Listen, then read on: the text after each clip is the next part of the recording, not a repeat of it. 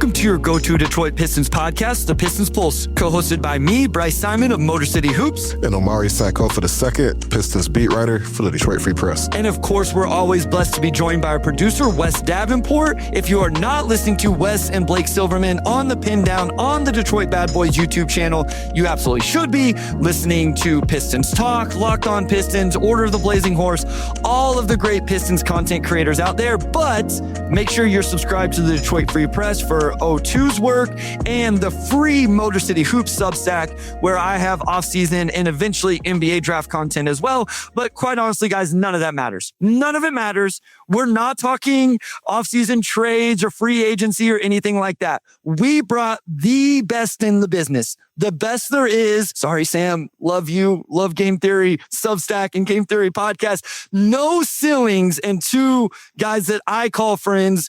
Corey Maxwell from No Ceilings are here to talk NBA draft. Corey, how's it going? How are you doing today? Shout out to Sam. His draft guide released today. So, that thing's always an incredible resource.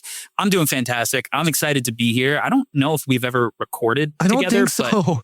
But we've shared a meal before we've gotten a chance to hang out. So I'm really just excited to chop it up, and I like doing the very team specific draft stuff. It allows you to approach it from a much clearer lens and perspective. So I'm excited. Maxwell, what is up, my guy? How are you doing? Again, I'm actually quite sure, Corey, that we've never actually recorded a pod together. Maxwell, we maybe one or something like that, a couple, but still not a whole lot for all of the interaction we have. For sure, yeah. And I'm excited. And I think Corey's point was great too, because I feel like so much of the draft cycle, I focus on kind of tearing out my boards and looking at these players in a vacuum. And then once it gets to this period, I'm thinking like, I'm really sweating these rankings. And I'm like, okay, well, how would I rank this guy versus this guy? And then you look at the draft order and it's like, man, I actually don't like this guy with a number of teams, and vice versa. There'll be guys I had way down the board where I'm like, he actually would be really sick here. So it's a great point. I think it's so important for us in the draft world to kind of keep that same mindset of like, you've got to put yourself in the position of these teams. I told someone the other day, I think in some ways what you guys do, and of course, guys, like read all of Sam's work at The Athletic. The draft guide came out, the Game Theory Substack. Like I do think we do great work over there, but I wanted to give No Ceilings their due credit because they are crushing it beyond what anybody else is doing. I was like, in some ways, I think what we do, what you guys do specifically can be harder than what a team does, because you're trying to do this for 30 teams in a general sense, as opposed to just, hey, this is what one team wants and what a coach wants and all of that. Before we get into that, Omari, hi. I guess thank you for being here as well. My co-host of almost 250 episodes. I just left you and went and chatted it up with the No Ceilings guys. I apologize. I hope you got some nice time off here. Much deserved for you before things pick back up again. Yeah, the only real work I did last week was just catching up on draft stuff, so I could be ready for this, because it's just very hard to cover a team during the season and also follow college basketball enough to know what I'm talking about in these spaces. So Maxwell, Corey, Bryce, you guys are the draft experts here, but I'm also looking forward to my role as quote unquote Trajan Langdon when we get to some potential trade options here. And then obviously, I'm pretty familiar with what the Pistons want and need as well. So, mock drafts are always fun. So I'm happy to be here. So here's what we're going to do. Corey and Maxwell have already done the top 10. So we're going to pull up what is a very cool tool for you guys, which is the No Ceilings mock draft simulator. Make sure you guys are using this for all of your mock drafts out there and everything that you are doing in regards to this up until next Tuesday. We're going to go through the top 10 and we're just going to stop there. And each of you is going to get a chance to talk about one of these selections. So who had number one? I can't remember. What was the order here? Maxwell, did you go one? I believe I was picking first. Yep. Okay, so Maxwell took AJ DeBonsa 1. Corey then took Cam Boozer 2 to the Jazz. Darren Peterson 3 to the Grizzlies. Then we went Caleb Wilson 4 to the Bulls. Michael Brown 5 to the Clippers. Darius Acuff 6 to the Nets. Keaton Wagler 7 to the Kings. Adai Mara 8 to the Hawks. Burries 9 to the Mavericks. And Kingston Fleming's 10 to the Bucks. Omari, Corey and Maxwell already knew this order. So So I want to give you first chance here. What one player of those 10 really stood out to you as I went through that little mock right there? I mean, a lot of guys stand out. There's always debate, who should go number one. Like AJ, I love him number one just because, I mean, anytime you could just get a 6'10", monster jump shooter with monster size and just, I think he's just the clearest guy in a long time. You just watch it. He's, maybe it'll be a Paul George trajectory. I don't know, but I think he's just got everything you want in the league guy. A hot take. I feel like I would take Acuff number 4. And I know that, the small guard debate has been, especially hot with Brunson recently winning. I mean, even if Brunson hadn't won, he's just such a monster scorer that I could not pass up on him at number 4. I know Caleb Wilson's the upside. He's got all the tools you want. That 6'10". I love that for him. I would take Acuff 4.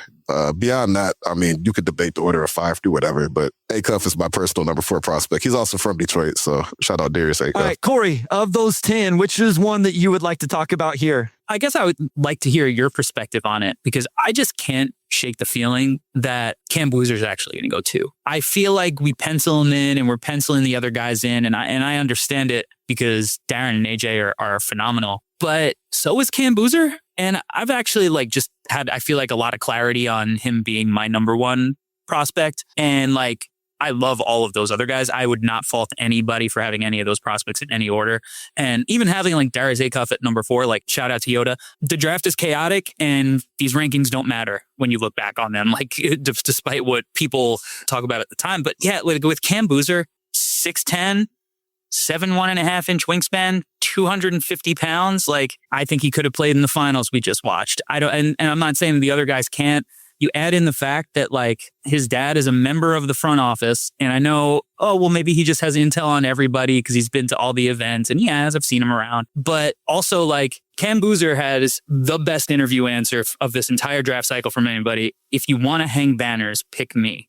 All this dude does is win. He's no nonsense. I think he's going to play a lot of wing at the next level, more so people talking about as a 4-5. I actually think it's not saying he won't play any small ball 5. I think that he'll have advantages there, but I think he'll play as much 3 as 5. And Jaren Jackson's a floor spacer.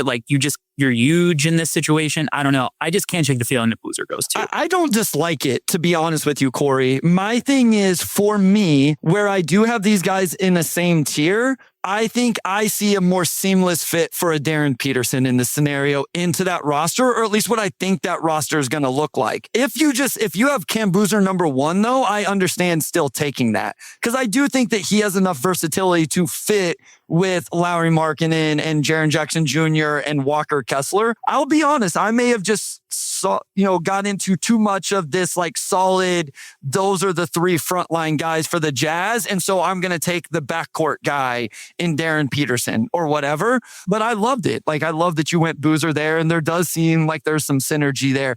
Maxwell, we've talked a lot about the top 4 so far. Can you give me something a little bit later in this top 10? So let's talk about my pick of Michael Brown at 5 to the Clippers. Michael Brown is the guy I've moved around the most.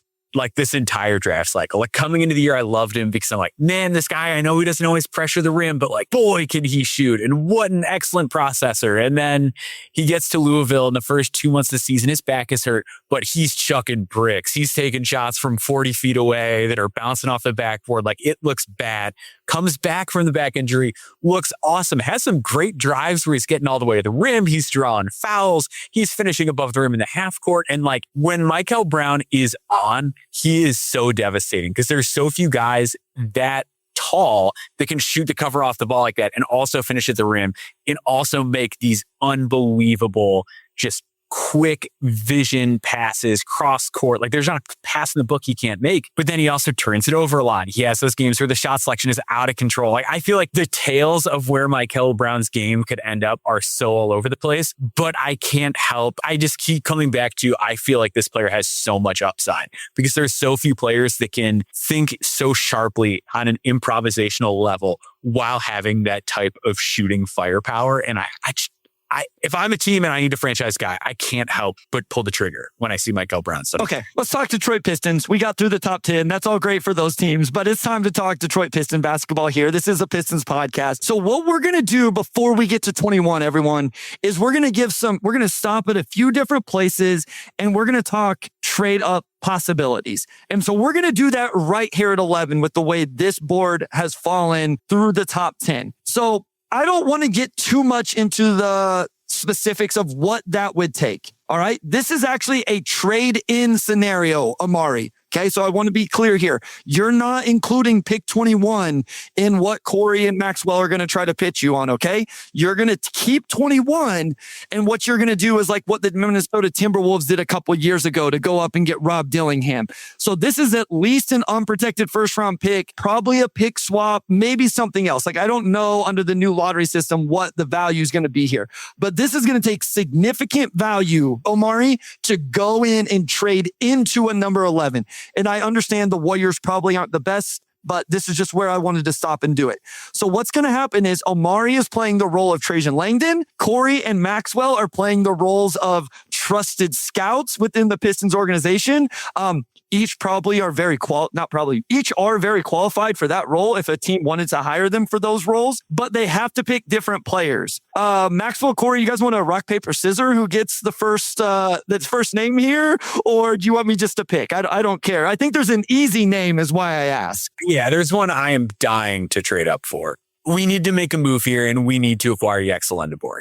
We need to trade into the 11th spot. We just watched the Pistons go through the playoffs, and it just seems like so much of the front court struggled with playmaking decisions, and we are very defensively tilted at our forward positions right now. We are not even trusting Ron Holland. We're going with Javonte Green for more minutes during the playoffs. We've got Asar Thompson, who, God bless him, incredible defender, unbelievable defender throughout the entire playoffs.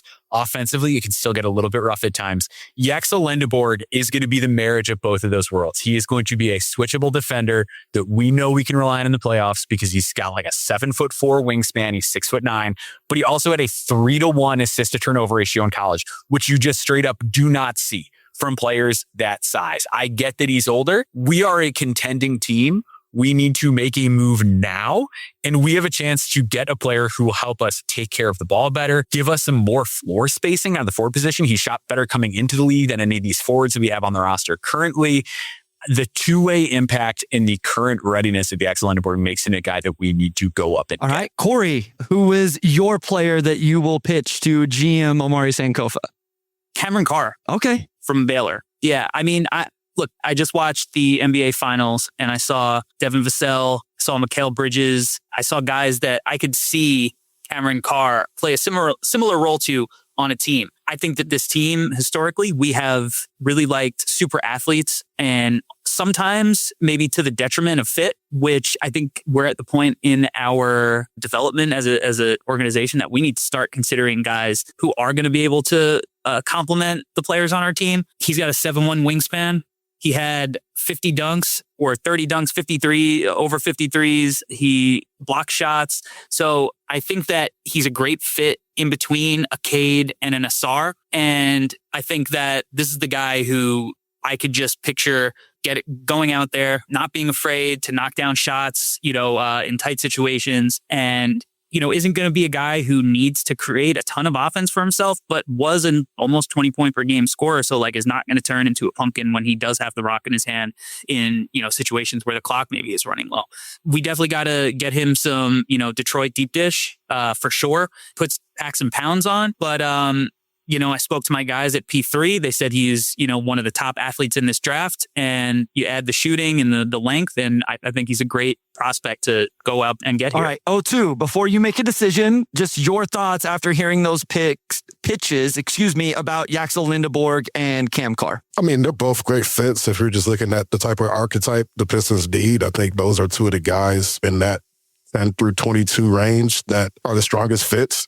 I think just from a pure fit checks the most boxes that they need right now standpoint. It probably doesn't get much better than Yaxel Lindeborg, monster defender, a great three-point shooter. He's got excellent size at the four, and that's just their biggest need long-term. I mean, even if you bring Tobias back, it's his year 34 season, and you don't really have a lot of proven power forward play behind him or, the size you might want. I mean, great shooter, great passer. And the Pistons across two front offices have just seemed to have an affinity for Michigan guys, whether it's Isaiah Livers or, Tim Hardaway Jr. And then this past season, you've got Duncan Robinson and Karis LeVert. I've covered a few Michigan guys here. He's probably the only guy personally that I would trade up for in that range. I thought Corey made a good pitch, Corey. I loved it. So, yeah, no, I like Cameron Carr a lot. I just think if you want to maximize that pick, you're probably going to go Yaxel Lindeborg. Okay, so would you do it, Omari? Let's say it's a real premium, because again, I don't know exactly what this would take. And I don't know, and I don't think Golden State's probably the best, because I think Golden State should just draft Yaxel Lindeborg, to be quite honest, because I think he makes a ton of sense for them. Yeah, I don't know if there's anything the Pistons could offer that's better than them just taking him, but yeah, we'll play let's just live in this world. Would you be willing to give up the unprotected future first and a pick swap, and maybe, are you a hard yes to that if it was just that? I would give up an unprotected first for next season and maybe stop there. Okay. I don't know if I would do an additional swap on top of that. But, next year's draft is not quite as strong. Pistons, you're probably projecting them to have, a bottom 6 pick, somewhere between 24 and 30. I think it would have to be a real disaster of a season for them to regret trading that pick. So I would do unprotected 2027, toss in, 5 seconds or as close as you could get to another pick. I don't know if I could do a pick swap. That's probably a bit rich for me. But if Golden State sees that 27 unprotected and they say yes, I'm happy to do that. I feel, yeah. So I was wondering if Ron Holland would be a part of this as well. So again, I think that kind of speaks to just okay, we like Yaxel, but how much, are we willing to give up in this scenario? So I'm going to say that's a no. So let's just move forward. We're going to move up to pick 14, and then we're going to revisit this conversation. So Maxwell, you would actually be up here. Who would you take at 11 for the Golden State Warriors? It's Yaxel. Yeah, Okay. That's my dude. Corey, Oklahoma City's up at 12 with their first of 2 picks. Who do you like here for the Oklahoma City Thunder at 12? Okay. Or the Thunder at 12. Man, what do you give the team that has everything? I actually think that I'm going to go with Cam Carr here. Yeah. They like length. I think they need some more guys who are going to be able to knock down threes. They have a ton of guys who, obviously can create and this and that. I want some more floor spacing. I love it. Okay, one more pick, and then we'll revisit the pitch to GM Trajan Langdon, played as Omari Sankofa. The second today, pick 13 for the Miami Heat, Maxwell. Yeah, I feel like every year I look at this team and I feel like there's still just a little bit of a front court need. I'm going to go Merez Johnson from Michigan. I just like his defensive versatility a lot. They have so many dribble pass shoot guys already. They're not really sweating the on-ball offensive shortcomings with him in this scenario. But I think he's developing really well on that front. Seems like an absolute dog. Seems to be a guy who would thrive in that Miami developmental system. So that's who I'm going with. And of course, we're potentially making that pick for the Milwaukee Bucks, as we all know right now. We'll see how that all plays out with Giannis Antetokounmpo potentially on the move sometime this week ahead of the draft next Tuesday. We're going to go to break. When we come back, guys, we're at pick 14. On this spot, we are trading up. This is a straight trade up, and we're attaching 21 and then some sort of protected first round pick moving forward. And you guys are going to try to convince Omari on a trade up for your prospect, your player that you think would be worth that. We'll get into that right after this.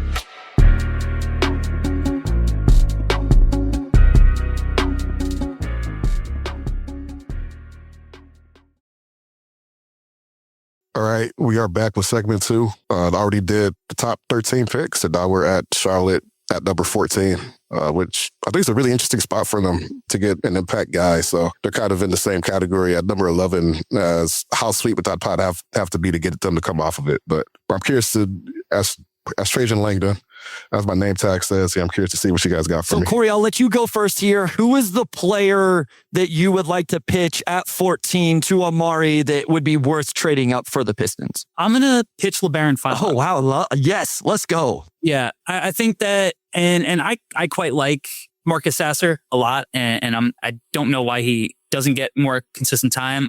Big fan of Dennis Jenkins as well. So I do like the guards, but I did feel like at times, especially when you're at non-Cade minutes, the team struggles to create a little bit. And I think, in the regular season, maybe some of that was coming from Jalen Duren, who didn't do that in the playoffs. And so why not go out and get who you can make an argument is the best self-creating guard in the draft, and made a ton of improvements this year. This is a dude who there were questions about his shooting. I think he really answered it. There were questions about his finishing. I think he answered those. This is a dude who really liked the spotlight and end of game situations and really embraced that, has shown that he can play off of other like high usage guards, where as a freshman, he was playing off of Mark Sears. And he's going to have a much better high usage guy to play off of at the next level in a situation like this. And I just think that like, this is a dude who is just really, really dynamic. He can make plays and leverage his scoring. He's shown that he can guard when he doesn't have the ball in his hands as much. So I think that he's also just got the mentality that the city of Detroit loves too. So I'm going to go for another self-creator here. I love it. Maxwell, who are you going to pitch to GM Amari Sankofa the second? Yeah, let's get a little bit spicy with it. There's a guy that I'm really worried isn't going to fall to us because one of these analytically inclined front offices is going to scoop him up. Oh, no. And that's Alan Graves out of Santa Clara, a 6'8" power forward who shot over 40% from three. The other thing with Graves as well, monster assist to turnover ratio. We don't need another guard. Look at all this playmaking we've got. We've got Cade Cunningham. We've got Dennis Jenkins, who really grew into his role as the year progressed out of nowhere. Great find on the margins. Marcus Sasso can run the offense a little bit. Asar has some playmaking chops. We need connectivity and guys who can make good, quick decisions and space the floor. Oh, by the way, did I mention that he's like the only forward ever to have a mere 5 steal rate? On the defensive end, this guy is long. He's going to make stuff happen. He's not going to fall to us because one of these analytically driven front offices is going to get him. If we want a two-way force that we can just plug and play, and it's still only 20 years old with a lot of upside, it's Alan Graves, and we got to go get him here. Corey, would you like an opportunity to push back here and sell your guy over his guy at all? Yeah, I think that if we're going to be using assets to move up, we need to take a chance that this is somebody who can actually push us over the edge and that we just can't replace in free agency. And I think that the upside that Phylon could bring in his role is going to be a little bit higher than a guy that we just hope can do what Tobias Harris does. Yeah. All right, Amari, listen, this is why I was so excited for this, because I knew it wasn't just going to be the names we've been talking about. So I love that we have the LeBaron Phylon, Alan Graves conversations right now. O2, remember, this is a trade up now. We are giving up 21. We are giving up a protected first round pick in the future. Do either of those pitches sound strong enough that you're willing to make that move? I like both of those players a lot. And spoiler alert, I'm doing a Pistons mock draft on Freak.com tomorrow, and I did have them taking Alan Graves at 21. So I think the real question of this draft is, are you convinced that whoever you could get there at 14 is that much better than what you could get at 21? And I don't know if, I just don't know if I'm convinced of that, to give up a future first. I think Phylon is a monster fit offensively.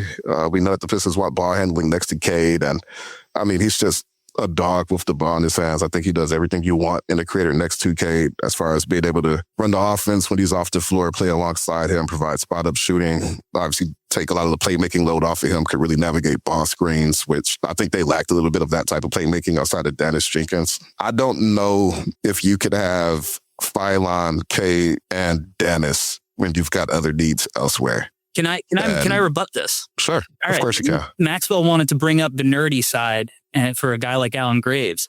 Can I bring up that guys who have had a 25% usage, 25 assist percentage, true shooting over 60, 3-point attempts over 9, free throw rate over 30, BPM over 9, Jalen Brunson, heard of him? Stephen Curry. I'm familiar. LeBaron Phylon, Damian Lillard, Jimmer Fredette, Peyton Pritchard, Reggie Jackson, and a Maxwell favorite, Jake Stevens. My boy, Jake Stevens, number 60 on the big board the year he came out. Still going to make it. I still believe.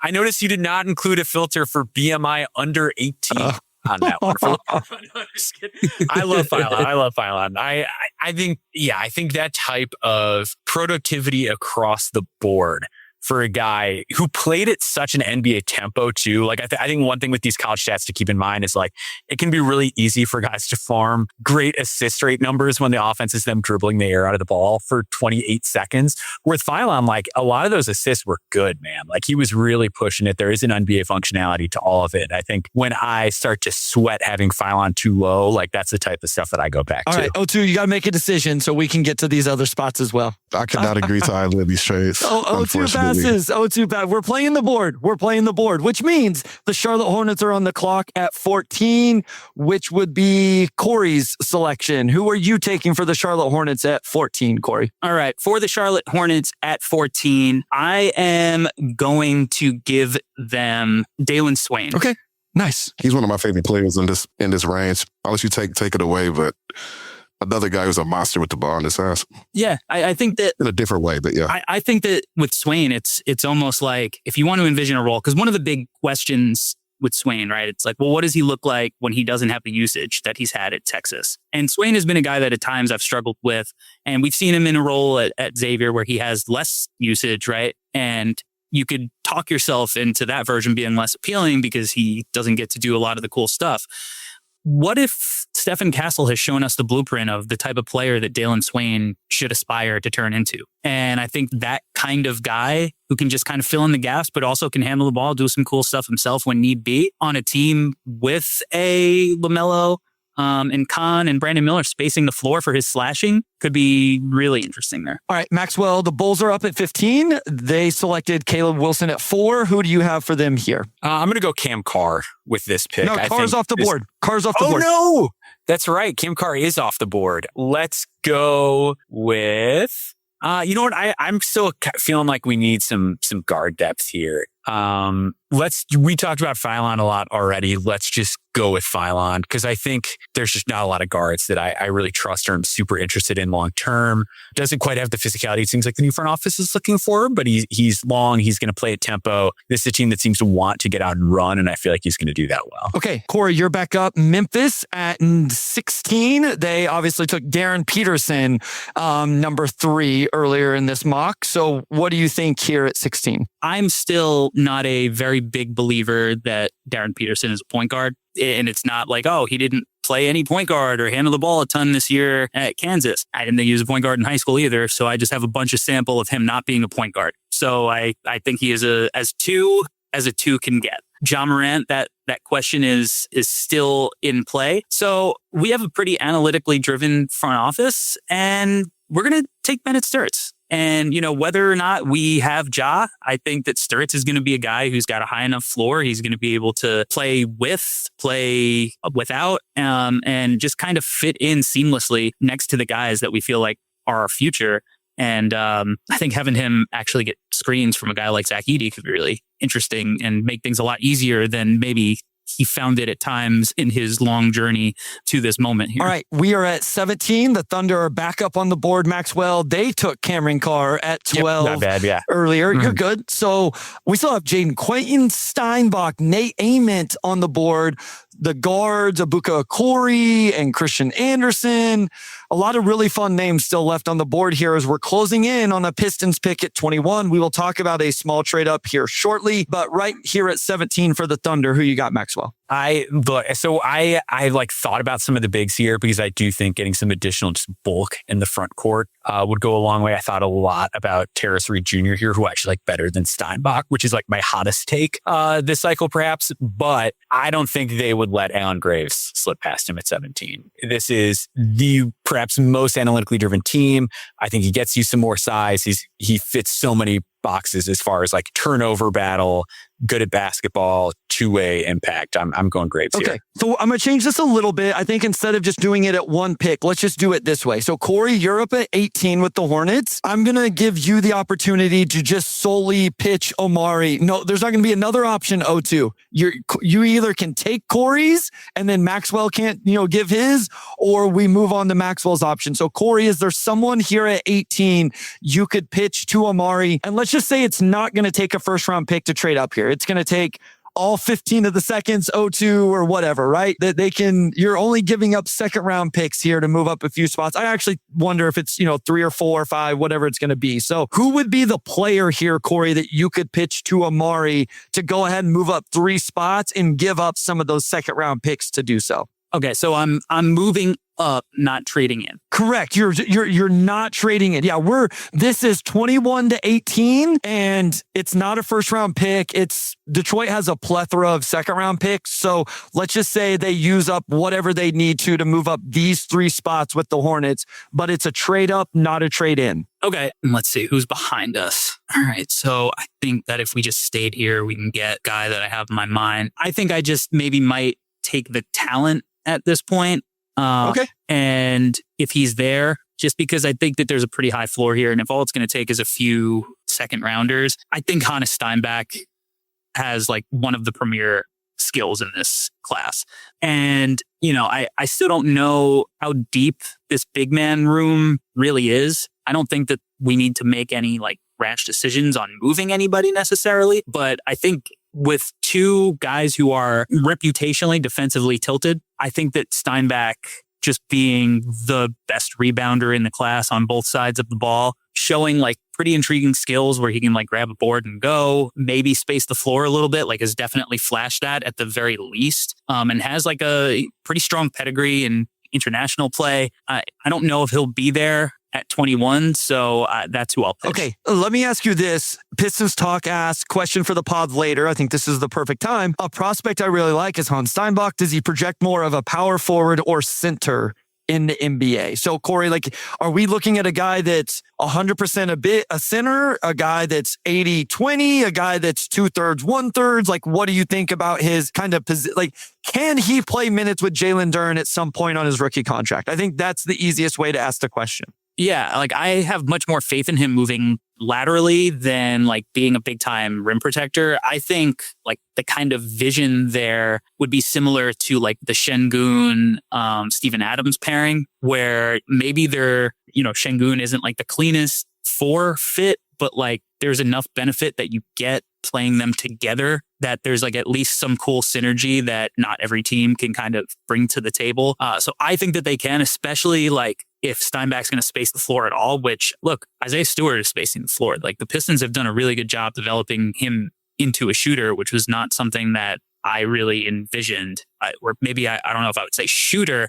Our guy Bryce Simon is a shooter, but I think that there's enough there that they could complement each, and I think they're both good passers. I don't know. I think Steinbach's got some decision-making stuff maybe to iron out, but I think he has the talent to, and has shown flashes of some pretty nifty passing. So I think that they could play together. Okay. So 0-2, the question comes down to, with Jaden Quayton still on the board, Nate Ament, Abuka Okori, Karim Lopez, all of these other names, are you willing to just sit tight at 21 and see who drops to you?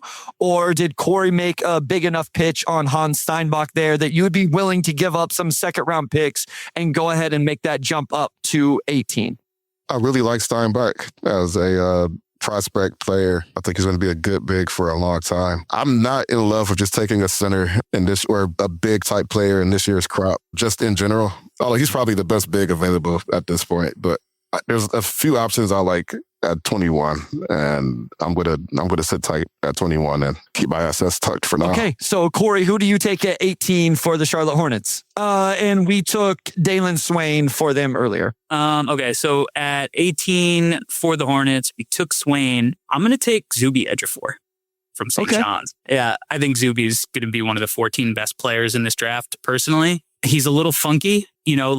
He's just maybe a smidge, an inch maybe smaller than you wish he measured at the combine. But he's got a 7'2" wingspan, strong as a bull. And the dude has just been a driving force in college basketball over the last couple of years. And as somebody who was born and bred in New York, to see the St. John's basketball become relevant, and him being, I think, the driving force on the player side, I think he does really cool things on both sides of the ball. I think that you swap him out with Merez Johnson, and maybe Michigan is even better this year. So and he's a little older, so obviously that plays a part in it. But I think he's somebody who's very undervalued. I think part of the success that we had in Charlotte is culture, bringing in guys who actually take things seriously and we have some room in our front court. We need to kind of keep building. So I think adding two kind of big guys who fit like a modern high feel two-way potential. Like I feel great about walking away with that in our draft.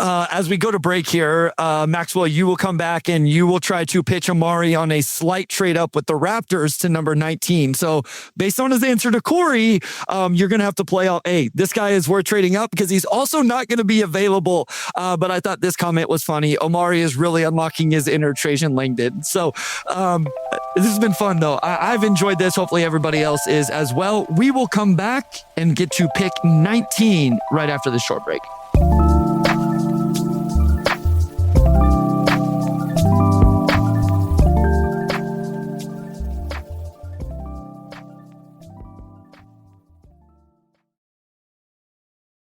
All right, we're back. We're here at 19, 2 spots above the Pistons. Potentially interesting spot on draft night if there's a guy that they really like there. If I'm Trajan, I don't know if I feel that way, but I do want to hear the pitch. Let's go on to 19, which is the Toronto Raptors. Yeah, the Toronto Raptors love guys that have really long arms. And Nate Ament is one of them. He's got super long arms, but most importantly, he's a guy that shoots a lot of threes. The Raptors were towards the bottom of the NBA in three-point attempts last season. They have no shortage of guys who can defend. They have no shortage of guys who can pressure the rim and get into the paint. But Ament is going to provide a really nice safety valve for them, just being a guy that is going to shoot the three a lot. And again, when we look at this Detroit roster, there's some of the same issues that we've seen here, right? We just need some more offensive firepower out of forward positions. Duncan Robinson's getting older. Maybe this is the time to go up and get Ament in case he's not there for us. Okay, so 0-2, Nate Ament all the way here at 19 is worrying about the Spurs taking him or even the Raptors or what's left on the board. Is that enough to give up some second round? I truly think that this would just be a few second round picks, in terms of trading back at, 2 spots for the Raptors. So Nate Ament, Omari, is that worth trading up for? My question with Nate Ament, there are always wings in the draft who they look like NBA players. They kind of play like NBA players, but the numbers don't necessarily back up that they're going to be an NBA guy. How much do you guys buy into the shooting for Nate? And he's going to go somewhere probably between 10 and 22. He could be an option for the Pistons on draft night. The volume was there. The efficiency wasn't there. Where are you guys on him as far as the shot translating? So my personal concern with Nate Ament is everything other than the shot, really. So the shooting indicators are actually really good. Like he took a lot of pull-up 2-point attempts. His free throw percentage was really good. Usually with younger forwards and bigs, like what you're really looking for is just a guy who played on usage and took a lot of threes and made their pull-up jumpers and made their free throws. Ament did all of that. And his percentage relative to his age is still solid. I think my concern with Ament is does this just turn into a Zachary Risacher thing where it's okay, the nights where the shot isn't falling, what are you doing out there? You're playing okay defense and you're making okay passes within the flow of the offense, but not really anything else. I think it gets really hairy for him when he has to take on more. And that's where I'm a little bit worried. I think Ament is a little less appealing to me because he was legitimately a horrible finisher as a freshman. So I worry about that stuff quite a bit, but I do think he will shoot. Corey, your thoughts on Ament before Omari makes a decision here? Just haven't seen him up close, back in high school. I thought it was certifiably insane to have him ranked in the top 5 of this class. I don't know. I didn't see what everybody else saw. I do think he's a victim of circumstance of that kind of outlandish hype. And he was probably better than sometimes even I want to admit, even though he was truly atrocious at finishing near the rim. But his saving grace is that he is tough at the very least. So what he lacks in strength, he was willing to attack the rim and he got to the free throw line a ton, truly a lot. He shot real free throws. It wasn't even we'd be oh, it's free throw rate. No, you can look at his raw free throw numbers and be oh, wow, this guy got to the rim. He's got good feel. He rebounds, outside of the fact that he was really inefficient near the rim, he was pretty good everywhere else. The problem is he doesn't have the athleticism to ever get to the rim, which is why everything's hard for him there. And then he's not strong. And I think he'll get stronger, but I don't know if he'll get that much quicker. At this part of the draft, this is where I would feel really comfortable taking him because I do think he's an NBA player. He is really big. He is really skilled. I think the big problem with Risacher is that because I think that would have been a scenario for him. And hey, it still might be. Risacher went number 1 in a draft that he was a borderline lottery guy in, which again, find the link there as to why the hype built for both of those guys. And you take a guy like Nate Amen at 21 or 19, the pressure is nothing like being a number one pick. And I think you have a lot more freedom to kind of just develop on your own time, even after a shaky offensive year, similar to maybe how Jaden McDaniels developed, where this was a guy who was supposed to be a top 5 guy, ended up dropping a lot. And now you look back and go, yeah, he could have, it makes sense. He was talked about like that coming into the year. I would feel really comfortable in this range, but much higher than this, they're just bets I'd rather take. All right. So Amari, are we trading up for Nate Ament, or are we seeing if he falls to 21, or are there enough other players and quality names on the board you're just comfortable staying yet again? I'm comfortable seeing if he falls to 21. Okay. I think a lot of my favorite players for the Pistons are off the board at this point. So I've actually got a really interesting choice to make, but I'm going to stay put at 21. Okay. Maxwell, the Toronto Raptors at 19. What is your pick for them now? Yeah, I'm actually going with someone I brought up earlier. I'm going with Terrace Reed. This is a team that did not rebound particularly well, and they like to use a big who can really pass the ball. Jakob Poeltl's been there for ages. It feels like they really like Jakob Poeltl, because like every year it's like, oh, Poeltl's going to get traded, and then like he just never gets traded. Like they seem to really like that type of player, and I think Terrace Reed is that, but I think he's going to be a better defensive player ultimately. So that's who I would go with personally. All right. Spurs at 20. Corey, this is the last pick before we will really get into Detroit at 21 and those names. Who are you going to take here for the Spurs? I'm going to take Jaden Quaintance. Okay. I like this. Yeah. I mean, the reason he's on the board is just because there are iffy medicals with him. But I think that like at this part of the draft, if he's on the board, the thought of like getting him right, and like he's somebody I expect might even like redshirt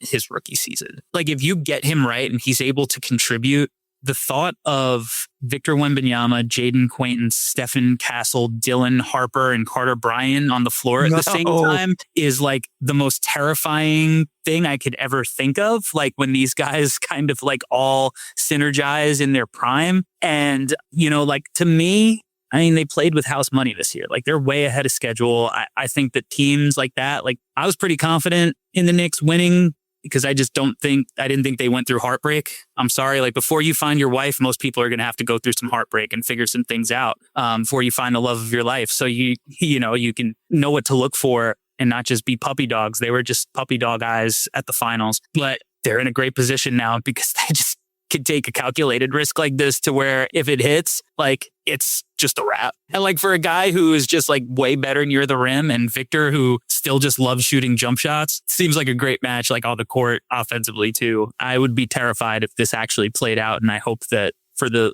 league's sake and how I enjoy watching NBA basketball, that he doesn't end up there. Okay, so we have Hans Steinbeck on the board. We still have Nate Ament on the board. So Amari, your choice to forego those plays out in your favor. They are both available. So Maxwell, Corey, I'm going to give you each one name that you can pitch here at 21. And it can't be those guys. We've already talked Hans Steinbach. We've already talked Nate Ament, Omari. So Amari, I am going to make you choose between one of these 4 names though. Between Steinbach, Ament, and then either of the 2 guys Maxwell and Corey bring up. And then if you have another name you like, you can bring it up. But I want you to choose based on those 4. So Maxwell, you first. No Steinbach, no Nate Ament as part of the pitch. Choose one player left on the board here to pitch to Amari at 21. Let's talk about Ibuka Okori. Okay. From yes. Stanford. Yes. So Ibuka Okori was a out of nowhere success story for Stanford this past season. He had one of the best rim pressure rates of any guard that like I have ever studied in preparation for the NBA draft. This guy gets wherever he wants on the basketball court. Exceptionally fast, but also really shifty. So good at making guys miss downhill that like a lot of times these guys, you watch them in college and it's like, oh, I don't know how this is going to work in the NBA.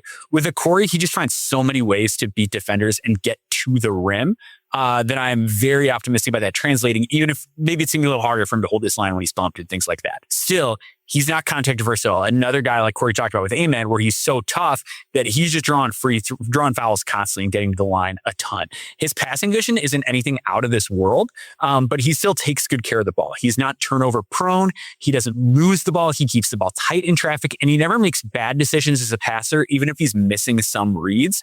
His 2-point field goal percentage was outstanding. The 3-point percentage wasn't great, But again, the indicator's really strong. His volume was good. He was good at the free throw line. He finished above the rim a lot.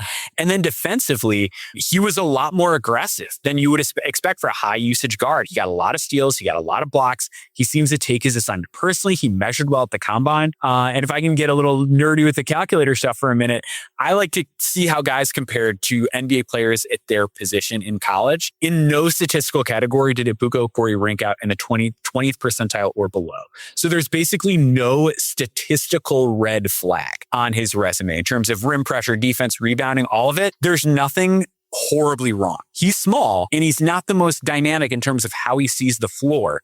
But this is a guy who's a walking paint touch that could really give us another offensive engine, which like maybe if we have to pay Dan Jenkins a lot of money, maybe that makes things complicated down the road. Like this is just a good player to have in your system. Okay, Corey, who is your pitch? We have Steinbach now, Ame Abuka Okori. You can add one more name to that list. I will add Kareem Lopez from the Breakers, who, you know, just turned 19, played 2 seasons in the NBL, played in Spain previous to that. This is a guy who's been a pro for multiple years now, taking a pretty unconventional path, but has been on the radar for sure, you know, and has been around in the States showcasing, you know, has already played an NBA game against the Utah Jazz 2 seasons ago in the preseason. You know, when you talk about, I know Maxwell mentioned LeBaron Philon's low BMI earlier. This is, I think, one of the strongest wings in the class. Like this is a dude who will, if he puts his shoulder into you, like you're going to move back.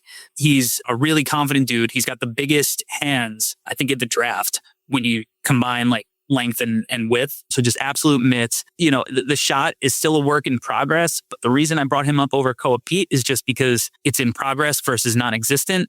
And, you know, he's at least an adequate shooter from the free throw line as well. Doesn't demand touches. I think that he's just like a little bit less erratic than somebody like a Ron Holland on our team. And hopefully you can I don't think he's got the same kind of defensive potential, but I think you can, teach him, the scheme, and he's going to be good on that end just strictly by his size. And he's big enough. He's not going to get played off the floor at any point. He's a good passer. It's not the prettiest handle, but it's actually like pretty effective when he does try to create. He plays a good pace. I think at this point, like, it's if you're looking for if you were trying to convince yourself that there's like an OG Anunoby type player, like body wise, maybe some skill set there, like maybe you could dream that with Kareem Lopez. All right, O2, I'm gonna keep you into this box of these 4 players, and then I'll give you a chance. I do have a question. Okay, yes, go ahead. On one hand, I think I was like, just personally, given how the Pistons tend to favor their lineups, they tend to favor the defensive end. Even though they need shooting and ball handling, I didn't necessarily love the idea of them taking a small guard. However, you may have the best shooter of the draft here in Christian Anderson, who does a lot of stuff for you on the offensive end that this team needs. Ball handling, like absolute flamethrower shooter. What's the case for or against Christian Anderson in comparison to these other guys? If Marcus Sasser's not getting on the floor, why would Christian Anderson? I make the point for Christian Anderson with the thing with Sasser, as good of a scorer and shooter that he is, he's not a point guard. He's more of an off-ball guard. And I think Christian Anderson could be a point guard. So I make that pitch with basically saying you probably don't have both of those guys in the rotation. And Sasser does a lot of great stuff, but he hasn't been a guy I think that's really factored into their decision-making at this point. I would say my concern with Anderson relative to Sasser is like Sasser's had his issues defensively at times, but he's still able to be that kind of live wire playmaker at times. I don't think Anderson's like bringing any of that. And my other concern is that I think he's a good passer. I also don't know how many times per game he will not just get into the paint, but like get inside the arc in the NBA. Like so much of his offense is him like, and look, you've got to guard him out at like 40 feet because like you said, the dude's a flamethrower. He is probably the best shooter in this draft. But like once you have that high ball screen, it's not like he can really set anything up out of it. Like he's kind of stopping once he gets to the arc. So my concern with Anderson is that the frame and the lack of defense make it more of like a Ty Jerome situation where like by the time he's going to be ready to contribute, it might be for somebody else. Okay. So would that be your pick, O2? Like you're on the Christian Anderson at 21? At this point, like I would say, I think the guys I like for the Pistons are off the board. Like I would have liked Allen Graves. I would have liked Cameron Carr. It's just a lot of guys that I think just make more sense from a pure fit standpoint. If I'm just going for, I feel most comfortable about this guy being an impactful player and solving a real need And I think the playoffs, small guards get targeted, but there's also just always a real need for scoring and shooting. And that's why guys like Peyton Pritchard and like Isaiah Joe's a small guard. He can really, really shoot the ball. If you get Isaiah Joe with the 21st pick, I think you feel pretty good with that. I would go Christian Anderson. Okay. I'm going to make you pick from there forward, though. Amit, Steinbach, Corey, or Lopez? Quickly on Christian, because of the nature of the exercise we did, and I'm just saying we can't go back in time now. We might have had to start having conversations with Chicago if you really were interested in Christian Anderson. Yeah. Christian Anderson it seems like the momentum is that he would not be available at 21 for the Pistons is my impression. All right, Omari, pick between those four guys there, Steinbach, Amit, Corey, Lopez, and then we'll finish off here a little bit. Yeah. I mean, I think Steinbach's the best player of those guys. I would go Steinbach. I think he's the easiest to plug in, feels a clear need. If you have any questions long-term about building around like a Stu or a Paul Reed, well, he doesn't really give you what those guys give you defensively. So, but I think the real thing with Steinbach is, can he be more of a full-time 4 than a 5? I think he's got some tweener qualities to him, but conceivably he can step in and I think play the 4 next to a Jalen Duren or, him and Stu. You could call whoever you want the 4 or 5. I think that works. I would go Steinbach. Okay, I want to finish out the first round real quick here, guys, and then just ask one question about the second round. And I think we have a question in the chat or so. So, Corey, Philadelphia at 22. Philadelphia at 22. Okay. I am going to go with my best player available, and I'm going to take Koa Pete. Love it. I think that everybody's kind of gotten scared off a little bit by his shooting display at the combine. I'm not as worried just because he wasn't a very good shooter beforehand, and an NBA team's going to want to rebuild it and do their own thing anyway. And they're going to be like, yeah, whatever you just did for the last few months, it's over. Do this instead. And I think he brings enough awesome to the table outside of that, can fit into a role pretty easily, very strong, very athletic. Fits the modern NBA outside of just the shooting. Okay, sorry. Maxwell, you're up at 23 with the Hawks. They took Adai Mara at 8 earlier in the draft. I'll go with Corey here. Get another paint touch guard in the mix. Love it. All right. The Knicks at 24. Back to you, Corey. I will go with Isaiah Evans. Love it. From New York. Okay. I thought he was really competitive this year defensively, long, tough, and he's got a real strap on him. And I watched Deuce McBride struggle to what felt like hit a shot for like 8 games in a row. I don't know what it ended up being. So just get more floor spacing. Maxwell, the Lakers at 25. Yeah, I would say my big thing that I keep coming back to with the Lakers is like, I'm not fond of the bigs on their roster right now. I'm not like the biggest Henri Visar guy, but I kind of want to go that way. Like, I know Luka generally likes a big that he can like toss lobs to, and that's not what Visar is. But I think he gives you some inside out, just versatility to your offense. Maybe him and like Jared Vanderbilt is a thing that could work together, or maybe you could play some 4 alongside the other bigs. Like, I think he's just a good basketball player who brings some different stuff and potential lineup versatility. All right, 26 for the Nuggets, Corey. I am going to go with Chris Senek here. Yeah, I think he's functionally a wing offensively. I don't love his rim protection, and I guess you don't get a different look with him versus Jokic when he's off the floor, but I do think he can guard the perimeter, and he's got incredible measurables, and he's a monster rebounder. So I think he's worth a developmental bet at this point in the draft. All right, Celtics at 27, Maxwell. We still have Amit, Lopez. I'm like doing backflips for Nate Ament here. Okay. Like, this is a system where he's just going to be able to shoot a million threes. All right, Corey, 28, Timberwolves. I'll go Sergio De La Reyna. I don't know Okay. how far down the board we have to go to go for him. Not super far. Yeah, like big ball handler. I don't know what it is. He might have Shamit face, which is why I'm lower on him, and I need to come to terms with that. But he's a talented player, a good passer.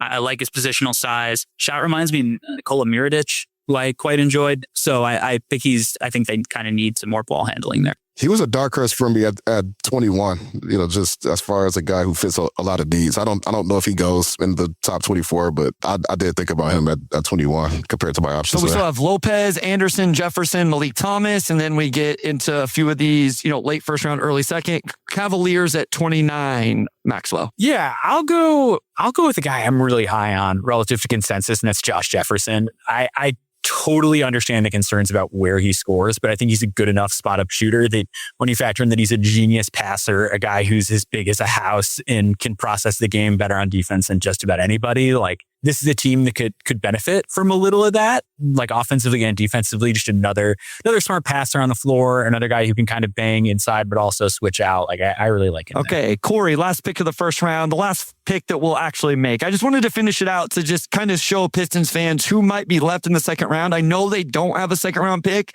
but in Amari's case here, not moving any future draft capital, if they got to 31, 32 and like some of these names, that's when those second round picks could come into play. So who's the final pick here before we see those names? 30s to the Dallas Mavericks. I'll go Kareem Lopez. Okay. Yeah, just great measurables. I think value here is really strong. The Dallas Mavericks wing room is pretty tough outside of Cooper. The forward room, like it's all old dudes or Tyler Smith, who, where do they play their G League? Is it like, is just going to live there? That's his spot. So I think getting a guy like him in there might be helpful. All right. So that would leave, like we said earlier, Christian Anderson probably doesn't end up making it to the second round, but we still had Malik Thomas, Richie Saunders, Alex Caravan, Emmanuel Sharp. Is there a real quick one name here that's left? I know I didn't realize if I make that pick that I was going to lose the board there, but let's say Trajan did get aggressive to the top of the second round, because I do think you have to get to the top of the second round. Let's remove Christian Anderson, but is there a name, Maxwell and then Corey, that like, hey, if Detroit traded up to 32, you think would be awesome for the Pistons? Yeah, I'll annoy Corey by once again bringing up Alex Caravan. This happens at every No Ceilings mock draft after we do the board and setup. I'm like, what about Alex Caravan? I'm watching film with Alex Caravan soon, so I've always been his biggest supporter. Corey just gets mad when I bring him up because it's the 8th pick. But I love Alex Caravan. I'm always just like one of those guys where I just think he's going to eat innings, if nothing else. Like I just think he's a guy that's functionally large, smart, move it and shoot it, big body. Like I think there's just a real strong floor. Like I think even if he's not a high impact guy, he's just one of those guys that plays 8 to 10 years in the league. So to me, Caravan is the guy that when you're in the second round and you're just looking for guys that you know can play in an NBA game, those are a lot harder to find than you think. And then maybe you get more out of them from there. And Caravan's one of those guys. It's sort of the Ryan Kalkbrenner thing where there's nothing sexy about it, but he can give you minutes. Corey, just one name here for us that maybe if Trajan wanted to move up in the second round could make a lot of sense. Ryan Conwell from Louisville. Okay. When I went to P3 last month, they said he was actually one of their best athletes, which is real quick. For the listeners, P3 is one of the gold standard athletic measuring companies, tools, whatever that the space really has. It's used by NBA teams, college teams, all of that. Just for any of our viewers, listeners who aren't familiar with P3. Sorry. Yeah, no, that's great context. But the reason I say that is because you wouldn't necessarily think that based on I would not have. him as a player, but it has a lot to do with like the way that he's able to accelerate, decelerate, things like that. You add on his physical strength, in a league that it's just so utterly important that guys are able to handle physicality. Truly, like, Jalen Brunson, if he was LeBaron Philon's weight, probably isn't a finals MVP guy. Not to say he wouldn't be skilled enough to be an NBA player. It's just, you have to be 200 plus pounds if you're a small guard. And Ryan Conwell is he's a tank. So he's strong enough. He's long enough. He bombs threes. He's going to know his role. And I think he'll open things up for Cade and the front court guys. Okay. O2. Any thoughts as we went through that exercise? And then I have one question from Laz in the comments that I want to end on for the No Ceilings guys, but I want to end on that. So O2, what were your any takeaways in terms of the trade ups, any of them that you strongly considered? Is it anything that you kind of learned as we went through that? Yeah, I mean, I think there's going to be a lot of really solid guys there at 21 for the Pistons. I think it's a really good draft. Like, even if, the board kind of shakes out how it did, in this exercise, and, a lot of my personal favorite guys aren't there. If you could still walk out with a Steinbach or a Koa Pete, like, he can't shoot, but everything else about him just screams Pistons player. I don't know if you could have Pete, Asar Thompson, and Ron Holland on the same roster, which is why I didn't pick him. But, I mean, just a lot of really strong guys there. I think it would have to be a pretty compelling offer for the Pistons to move out. Personally, I think outside of Lindenborg and Camp Carr, I don't know if there's a lot of value in giving up capital to move outside of that 21 spot, just because there are some pretty good guys there. Okay, Maxwell, Corey, thank you so much. Again, everybody, make sure you're checking out everything No Ceilings does, all the content. I'll allow them to plug all of that in just a second. But Laz, our guy, does ask, what do you guys think of the lotto reform? So Corey, I'll let you go first. Just your thoughts on what we're going to see from the new lottery system over at least the next 3 seasons. I don't know. To be honest, like I haven't really given it a lot of thought because I'm just one of those, I'm just going to show up to work and would like figure it out. I don't know. It's funky. It's different. And a lot of times different gets viewed as worse, or we like the way things were in life, which is why I still listen to the same bands that I listened to in high school. But like maybe it's better.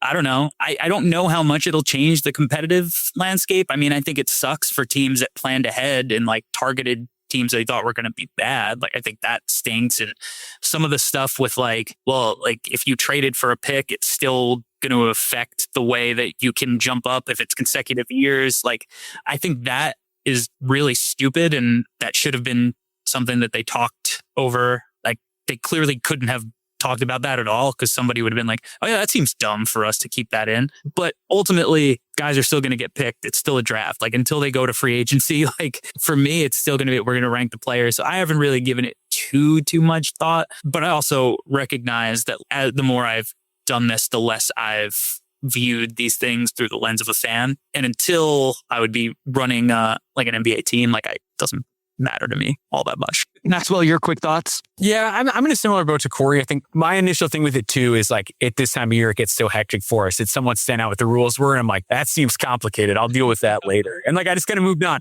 So that's kind of where I'm approaching it. I think my general thought is like, I think teams should probably be a little bit more careful about raising their floor during the regular season. Like maybe you do want to pay money just to get some like solid veteran bodies on your roster because you can't count on things as much. Like you could really, really fall in a way that you couldn't before. So I'd say that'd be my only thing is just from an approach to team building perspective, I'd probably be a little bit more aggressive in pursuing veteran free agents if I was a rebuilding team. But other than that, I think it's kind of a wait and see thing. All right, Corey, I'll give you the first chance here. Let everybody know where they can find everything you guys are doing. Because not only do you guys cover the draft year round, I'm sure you'll start on you probably already have plans for 2027 as soon as Summer League is over, maybe as soon as the draft is over a week from now.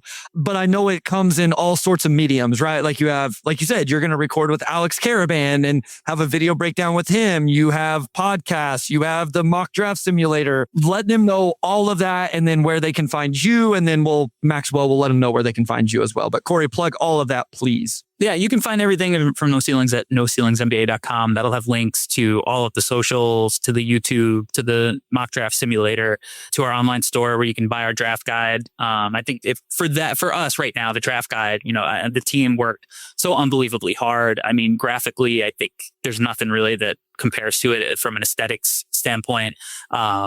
If you are an old school guy who likes NBA Street, you're going to love the graphics there. 100 scouting reports, 80,000 words. That's on our store, but you can find that at NoCeilingsNBA.com. And then obviously the podcast as well. Again, all the links are there. And then you can follow me at Corey Tulliva everywhere. Maxwell? Yeah, Corey said it all about the draft guide. Go get yourself a copy of that.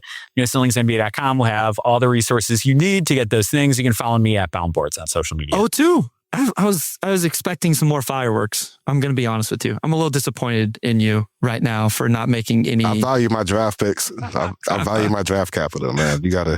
I need a real offer. I love it. I love it. I can't say no to. I appreciate no you. gambles. I love it, O2. I'm excited for Summer League. That's what the draft coming around means is we are close to Summer League where I get to see you in person. We get to, have a meal together, hang out a little bit, watch some hoops. Corey, Maxwell, Vegas? Yes? No? Maybe?